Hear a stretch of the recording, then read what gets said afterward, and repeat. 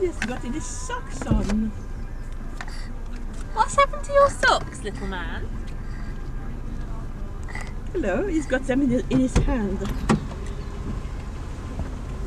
Hello. Hello. Oh, oh. Happy birthday, little boy.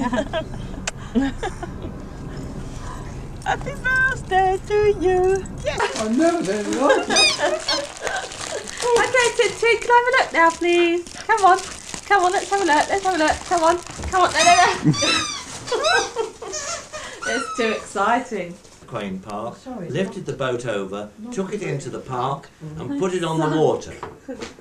Now I'd put a strut in to sit on and I'd made a beautiful wooden paddle.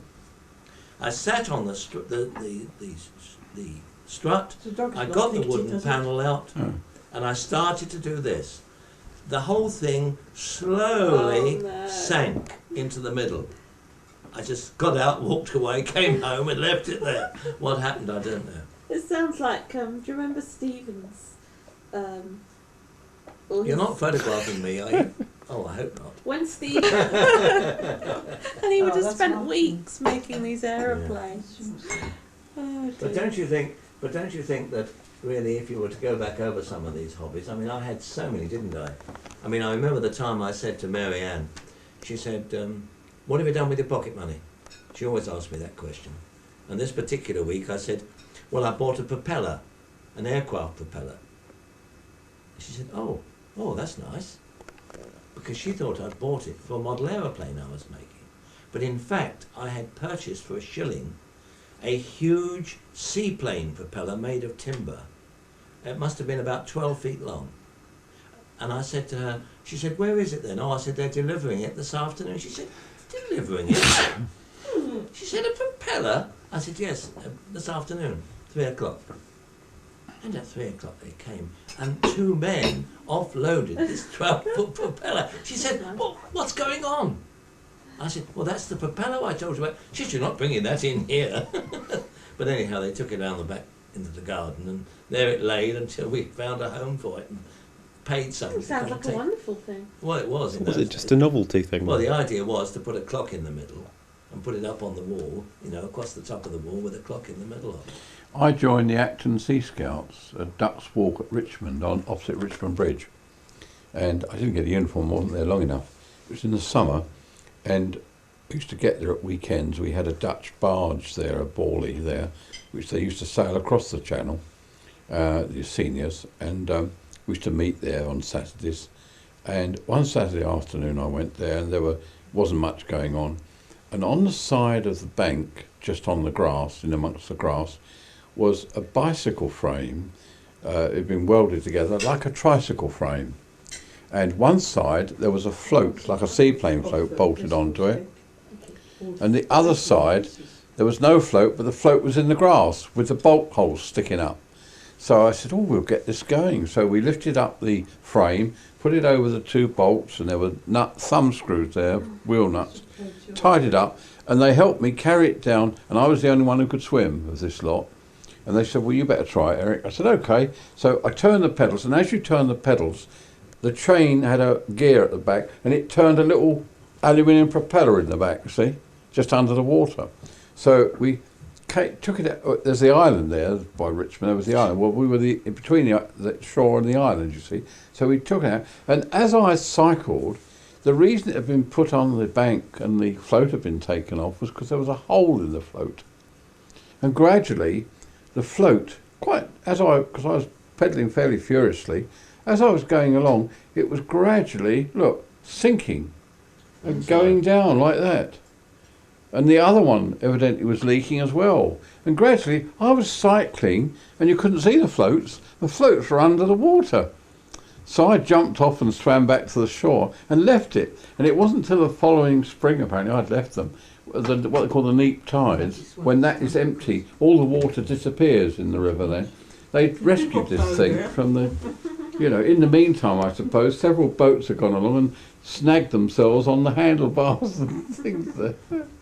I think our youth though was very limited because there was of course a war on, and you can only do so much. Yeah. I joined the Petersham and Ham Sea Scouts, which was down between Richmond and Ham, Petersham being the little hamlet between, and we were on the Thames, so we had a lovely time there. And we occupied, because I wanted to be different, it wasn't only Sea Scouts, it was Air Sea Scouts. In other words, Fleet Air Arm type.